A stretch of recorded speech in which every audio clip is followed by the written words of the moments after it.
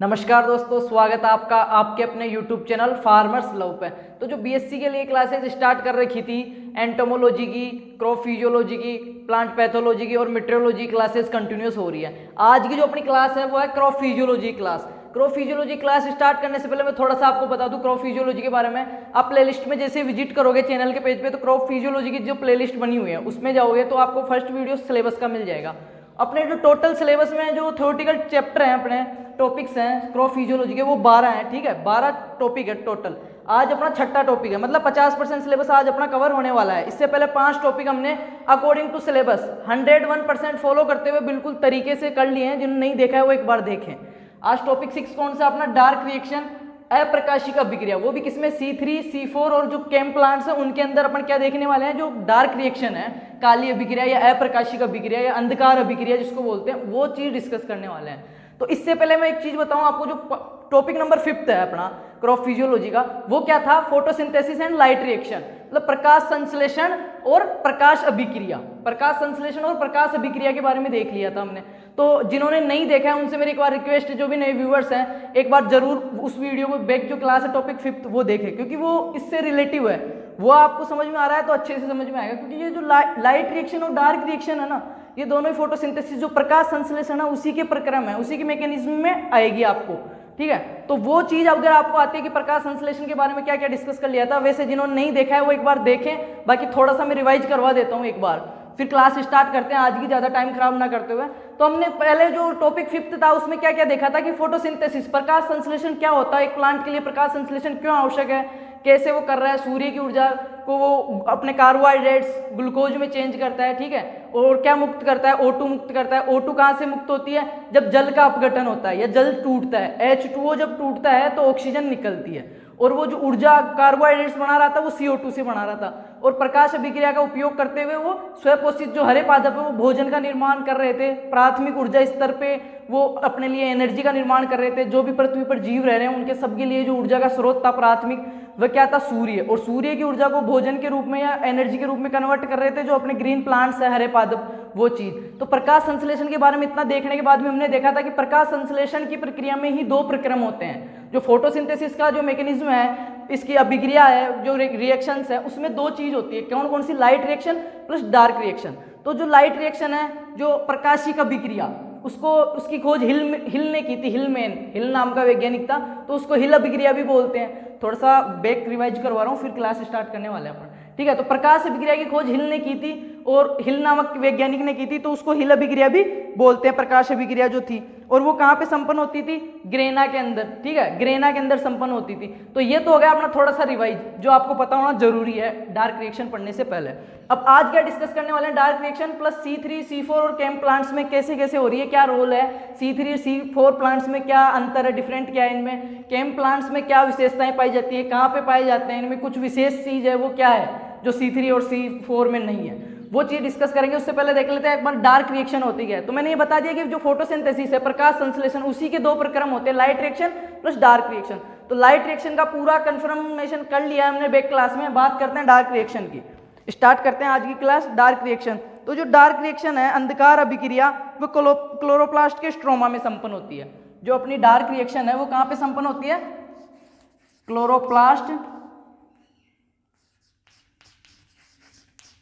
Chloroplast के stroma में। जबकि अपनी लाइट जो रिएक्शन है वो कहां पे हो रही थी? जो प्रकाशिक अभिक्रिया या उजाले वाली जो अभिक्रिया, प्रकाशिक अभिक्रिया, जो फोटोसिंथेसिस का फर्स्ट जो अभिक्रिया है वो प्रकाश अभिक्रिया, वो हो रही थी अपने ग्रेना में। उसकी खोज की थी हिल ने। ठीक है, अब जो अप्रकाशिक अभिक्रिया है, इनमें जो डिफरेंट जो पूछने वाली चीज है, याद रखने वाली चीज है, वो ये है कि ये कहां पे संपन्न होती है? क्लोरोप्लास्ट के स्ट्रोमा में। दूसरी चीज, नाम से पता चल रहा है डार्क रिएक्शन है अप्रकाशिक अभिक्रिया। प्रकाशिक अभिक्रिया में प्रकाश की आवश्यकता थी। ठीक है, वो जो रिएक्शन है उसके लिए अपने को जो सोलर एनर्जी है, प्रकाश, उसकी आवश्यकता होती थी। इसमें अप्रत्यक्ष रूप से होती है, प्रत्यक्ष रूप से प्रकाश की आवश्यकता नहीं होती, इसलिए इसको काली अभिक्रिया या डार्क रिएक्शन या अप्रकाशिक अभिक्रिया बोलते हैं। शब्द से दिख रहा होगा अप्रकाशिक अभिक्रिया, जिसमें प्रकाश की आवश्यकता नहीं होती है। तो ये चीज बताने की जरूरत नहीं है, ये बता देता हूं। जो अप्रकाशिक अभिक्रिया है वो स्ट्रोमा में, क्लोरोप्लास्ट के स्ट्रोमा में संपन्न होती है। और इसकी खोज किसने की थी? ब्लैकमैन ने।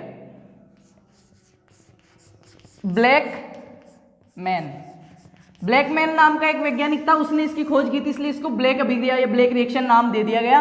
इसमें प्रकाश की आवश्यकता भी नहीं होती है, ये स्ट्रोमा में संपन्न होती है। ये चीज हो गई डार्क रिएक्शन के बारे में। तो इसको क्यों बोलते हैं? चूंकि इस अभिक्रिया में प्रकाश की आवश्यकता नहीं होती है, इसलिए इसको अप्रकाशिक अभिक्रिया भी कहा जाता है।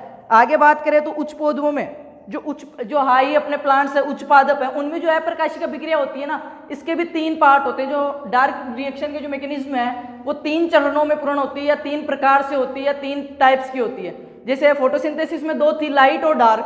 तो अब डार्क के अंदर भी 3 है। कौन कौन सी है? C3, C4 और केम प्लांट्स। ठीक है, C3 चक्कर, C4 चक्कर, या फिर इसको बोल सकते हैं C3 पथवे, C4 पथवे और केम पथवे। ठीक है, तो ये 3 चीज है। और आज का अपना जो टॉपिक भी है अकॉर्डिंग टू सिलेबस वो यही है कि डार्क रिएक्शन और C3, C4 और केम प्लांट्स में क्या है। तो डार्क रिएक्शन के बारे में इतना बता दिया, खूब है कि स्ट्रोमा में संपन्न होती है, प्रकाश की आवश्यकता नहीं होती है, और ब्लैकमैन ने इसकी खोज की थी। ये चीज हो गई। अब ये C3, C4 और केम प्लांट्स के बारे में बात करते हैं। तो पहला जो अपना चक्कर है C3 चक्कर या केल्विन चक्कर, इसकी बात कर लेते हैं C3 की। ठीक है,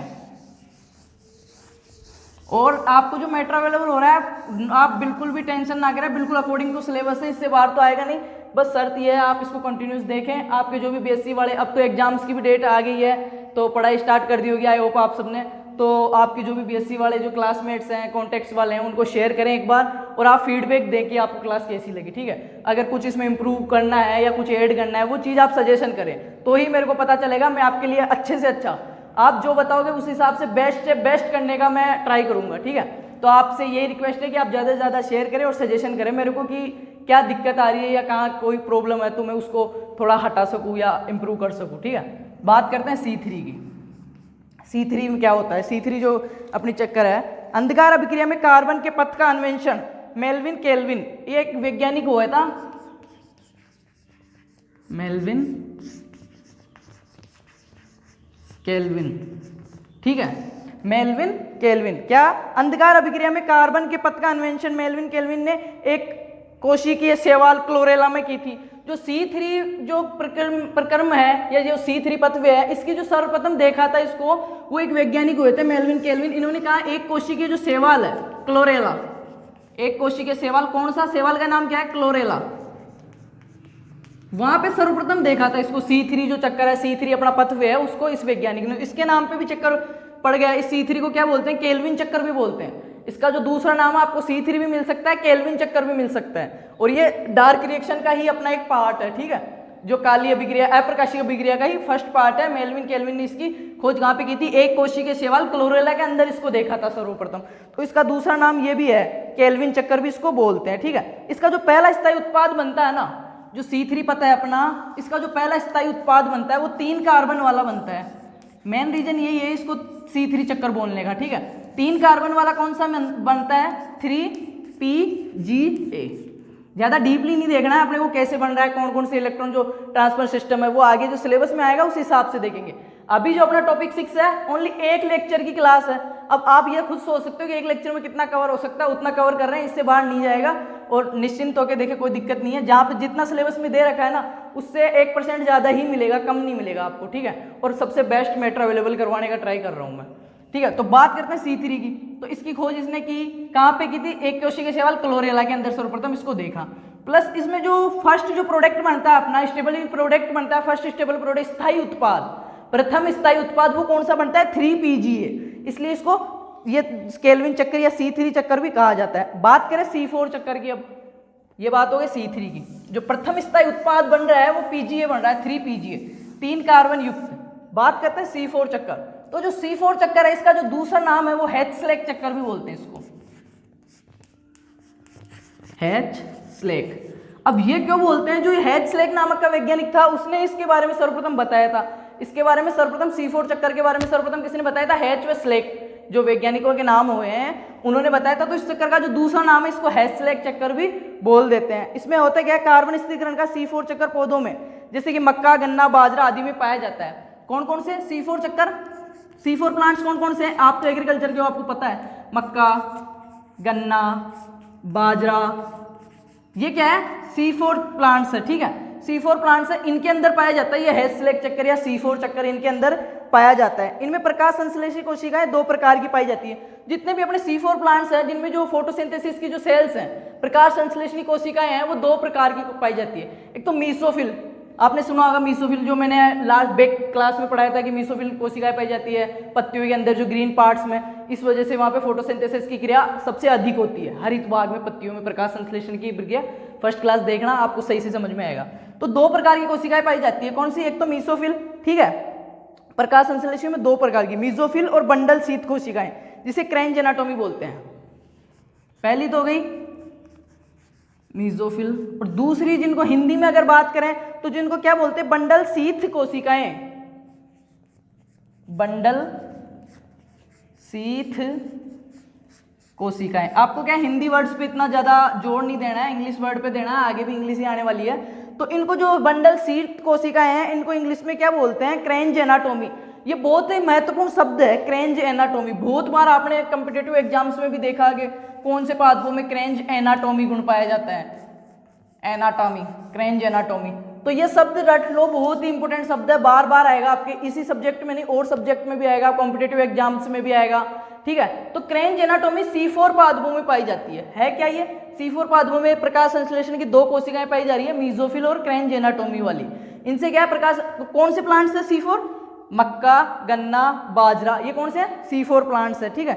दो प्रकार की कोशिकाएं पाई जा रही है। और जो इसका प्रथम स्थायी उत्पाद बन रहा है, जो फर्स्ट स्टेबल जो प्रोडक्ट बन रहा है, C4 जो चक्कर है, C4 पथवे है, इसका जो अपना प्रथम स्थायी उत्पाद, फर्स्ट स्टेबल प्रोडक्ट क्या बन रहा है? 4 कार्बन वाला, जो हेस्लेक ने इसकी खोज की। C4 चक्कर को क्रेंज एनाटोमी भी नाम से जाना जाता है। क्रेंज एनाटोमी और मीसोफिल जो प्रकार की कोशिकाएं पाई जाती है, बाजरा, गन्ना, मक्का, इनमें C4 चक्कर पाया जाता है। और इसमें जो C4 चक्कर हेस्लेक भी के नाम से भी जाना जाता है, ये चीज मैंने बता दिया। जो प्रथम इसका फर्स्ट जो स्टेबल प्रोडक्ट बनता है, स्थायी उत्पाद, C3 में तो क्या बन रहा था? 3 कार्बन वाला PGA, इसलिए C3 बोल रहे थे। अब अपना C4 में क्या बनता है? फर्स्ट जो स्थायी उत्पाद बनता है 4 कार्बन वाला ऑक्जेलिक एसिड, ठीक है, ये चौक खत्म। जो अपना ऑक्जेलिक एसिटिक एसिड, ये 4 कार्बन वाला प्रथम स्टेबल जो इसका पहला स्थायी उत्पाद है C4 में, वो क्या बनता है? 4 कार्बन वाला ऑक्जेलिक एसिटिक एसिड, इसलिए इसको C4 चक्कर या हेस्लेक चक्कर भी कहा जाता है। और क्रेंज एनाटोमी आपको विशेष चीज देखनी है इसमें कि क्रेंज एनाटोमी C4 प्लांट्स में पाई जाती है, मीसोफिल सेल्स C4 में। पढ़ क्या रहे हैं? डार्क रिएक्शन के 3 पार्ट पढ़ रहे थे, C3, C4 और केम। तो हमने 2 देख लिए, C3, C4। वैसे मेनली चैप्टर कौन सा चल रहा है? फोटोसिंथेसिस को डिस्कस करने के बाद में 2 चीज आई थी, light reaction, dark reaction. Light reaction topic 5th में कर ली, टॉपिक 6 में डार्क रिएक्शन का देख लिया, उसके बाद में C3 देख लिया, C4 देख लिया। बच क्या रहा है? केम प्लांट्स। अपने क्या बच रहा है? केम प्लांट्स की फुल फॉर्म क्या है, इनमें क्या गुण पाए जाते हैं, वो चीजें डिस्कस करते हैं। टॉपिक 6 कंप्लीट करके अपना 50% सिलेबस कवर करते हैं। बाद में रह रही है जो 6 क्लास, छोटी ज्यादा नहीं है, एक लेक्चर की लगभग क्लास है, बहुत जल्द से जल्द एग्जाम से पहले आपको अवेलेबल हो जाएगी। बस ये है, आप देखते रहो और फीडबैक देते रहो, शेयर करते रहो अच्छा लगे तो। क्रेसुलेशन एसिड मेटाबॉलिज्म, इसका जो पूरा नाम है क्रेसुलेशन, केम चक्कर का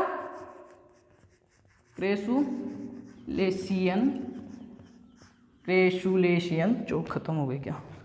क्रेसुलेशन एसिड मेटाबॉलिज्म,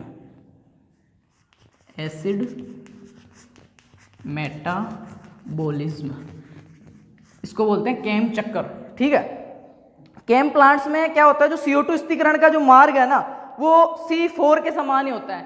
जो CO2 का स्थिरीकरण हो रहा है, ठीक है, वो क्या होता है? C4 के समान ही होता है। केम प्लांट्स में भी C4 के समान हो रहा है। जो CO2 का जो स्थिरीकरण हो रहा है, वो चीज तो जो ऊपर पड़ा है अभी उन्हीं के समान है। किंतु इसमें क्या होता है? जो CO2 स्थिरीकरण की जो क्रिया है ना, CO2 स्थिरीकरण की जो क्रिया है, मैकेनिज्म है, वो रात्रि में संपन्न होती है। मतलब उसमें भी प्रकाश की आवश्यकता नहीं, रात में संपन्न हो रही है। C4 के समान हो रही है बट नाइट में हो रही है, ठीक है, नाइट शिफ्ट, रात्रि में हो रही है। आगे बात करें केम चक्कर की, तो इनमें क्या है? केम गुण, मतलब जो केम प्लांट्स है, इस फैमिली के जो पाए जाते हैं, इनमें क्या स्पेशल क्या होता है कि इनका जो बॉडी पार्ट्स होते हैं या जो प्लांट्स है, केम प्लांट्स हैं, वो मांसलविद होते हैं, मोटे होते हैं। इनके ऊपर उपत्वचा क्यूटिकल पाई जाती है, उपत्वचा पाई जाती है। इनके केम पादपों की बात कर रहे हैं अपन, केम प्लांट्स की, ठीक है। मांसल शरीर मतलब बॉडी पार्ट्स हैं जो इनके, जो पत्ती हो गई, तना हो गया, वो मांसल पाए जाते हैं। उसके ऊपर उपत्वचा पाई जाती है। क्यों पाई जाती है ये आगे डिस्कस करेंगे, पहले आप एक बार इनके गुण देख लो, विशेषताएं जो इसके जो स्पेशल कैरेक्टर्स हैं वो देख रहे हैं। उपत्वचा पाई जाएगी। इनके जो रंध्र है ना वो धसे हुए पाए जाएंगे, ठीक है। उपत्वचा पाई जाएगी, इनके रंध्र धसे हुए पाए जाएंगे। ये सब चीजें हैं इनके जो गुण है ना। और इसमें खास चीज जो है, जो जीरोफाइट्स होते हैं अपने मरुदभिद रेगिस्तानी पादप, उनका गुण पाया जाता है। जीरोफाइट्स जो नाम सुना होगा आपने, जो नागफनी वगैरह आ रही है, जिनको पानी की कम आवश्यकता होती है, इनकी पत्तियां हैं कांटों में रूपांतरित हो जाती है ताकि ये प्रकाश जो वाष्पोत्सर्जन हो रहा है उससे कम जल की हानि कर सके और अपने को खुद को मरुदभिद जो अवस्थाएं हैं, रेगिस्तानी जो अवस्थाएं हैं, जीरोफाइट्स जो क्लाइमेट्स है, उनमें खुद को ये सर्वाइवल कर सके। इसलिए केम प्लांट्स को अपन रेगिस्तानी पादप या फिर मरुदभिद या जीरोफाइट्स भी बोल सकते हैं, ठीक है। तो क्या क्या चीजें इनमें जो इनके जो स्पेशल कैरेक्टर्स हैं कि इनके मांसलविद होते हैं, उपत्वचा या क्यूटिकल पाई जाती है, इनके रंध्र धसे हुए पाए जाते हैं, ठीक है। और दिन में इनके रंध्र हमेशा बंद रहते हैं। जो इनके स्टोमेटा है ना, वो जो दिन के अंदर प्रकाश होता है ना तब बंद होते हैं। उससे होता क्या है, दिन में अगर बंद है तो पौधा वाष्पोत्सर्जन नहीं कर पाएगा, तो लगभग बहुत ज्यादा जल की बचत हो जाएगी। एक प्लांट है ना 90% अबाउट 99% तक वो वाष्पोत्सर्जन से जल की हानि कर देता है, ठीक है। तो इनमें दिन में तो हो ही नहीं रहा है वाष्पोत्सर्जन, तो जल की तो पूरी बचत ही हो रही है। रेगिस्तानी जीरोफाइट्स का गुण दर्शा रहे हैं। और इनकी जो पत्तियां हैं ना वो कांटों में रूपांतरित, जैसे नागफनी देखी होगी आपने, ग्वारपाठा भी इनमें अपन ला सकते हैं। तो जो नागफनी देखी होगी, वो नागफनी के पत्ते वगैरह देखा होगा, उसमें कैसे ऊपर ये सारे गुण मिल जाएंगे आपको, उपत्वचा, कांटों के रूप में रूपांतरित वगैरह सारी चीज उसमें एक ही प्लांट में आपको देखने को मिल जाएगी। और भी प्लांट्स हैं तो इनके रंध्र धसे हुए होते हैं। ये सब चीजें मरुदभिद गुण दर्शाते हैं। ये किसके लक्षण है, जो अपने केम प्लांट्स हैं उनके, उनकी मोटी वो पाई जाती है, ठीक है। अगेव, वुलविल, ग्वारपाठा, ये सब चीजें इसके उदाहरण हैं। इनमें एक और खास चीज क्या पाई जाती है, जो वाटर एब्जर्वेशन है, जल संग्रहण करने की क्षमता पाई जाती है अवशोषण करने के बाद। ये जल को कुछ समय तक अपने पास अवशोषित करके रख सकते हैं। ये इनका विशेष गुण है केम प्लांट्स का, ठीक है। यह बात हो गई केम प्लांट्स की। अब बात करते हैं अपन केम प्लांट्स का महत्व क्या है, ठीक है, इनका इंपोर्टेंस क्या है। तो ये अत्यंत लाभकारी है। ये कार्बोहाइड्रेट्स के निर्माण में CO2 का यूज करता है, ठीक है। कार्बोहाइड्रेट्स का जो निर्माण कर रहा है ऊर्जा का, उसमें CO2 का यूज करते हैं ये प्लांट्स। और ऑक्सीजन जो मुक्त करते हैं, प्रकाश संश्लेषण की जो आपने फोटोसिंथेसिस की प्रक्रिया देखी है, उसमें क्या होता है, ऑक्सीजन मुक्त होती है।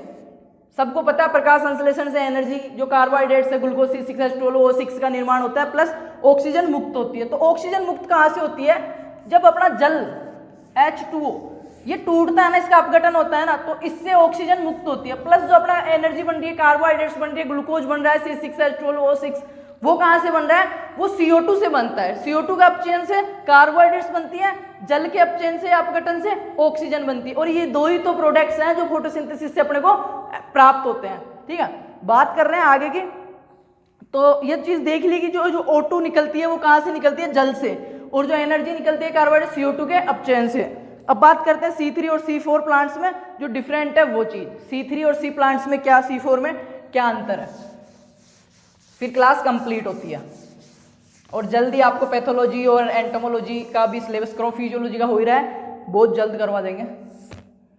और कुछ क्लासेज स्टार्ट करनी हो, फिर उसके बाद भी तो 11th 12th का रेगुलरली आपके कोई छोटे बड़े भाई बहन हो तो 11th 12th का एग्रीकल्चर प्लस बायोलॉजी का अकॉर्डिंग टू बोर्ड सिलेबस, ठीक है।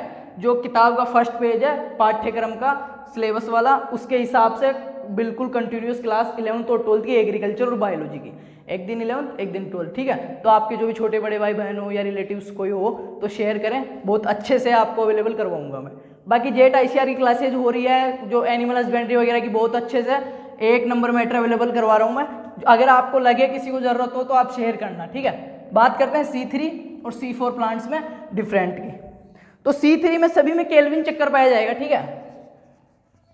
इनमें क्या पाया जाएगा, किसी जो शुष्क है, शुष्क जो उष्णकटिबंधीय प्लांट्स हैं उनमें हेचलेक चक्कर पाया जाएगा। इनमें क्या बनता था, 3 कार्बन वाला PGA, इसमें क्या बनेगा, 4 कार्बन वाला ऑक्जेलिक एसिटिक एसिड, ठीक है। एक और अंतर देख लेते हैं, इनमें वृद्धि के लिए तापमान, जो C3 प्लांट्स हैं इनमें ग्रोथ के लिए जो टेम्परेचर होता है वो लो टू हाई होता है।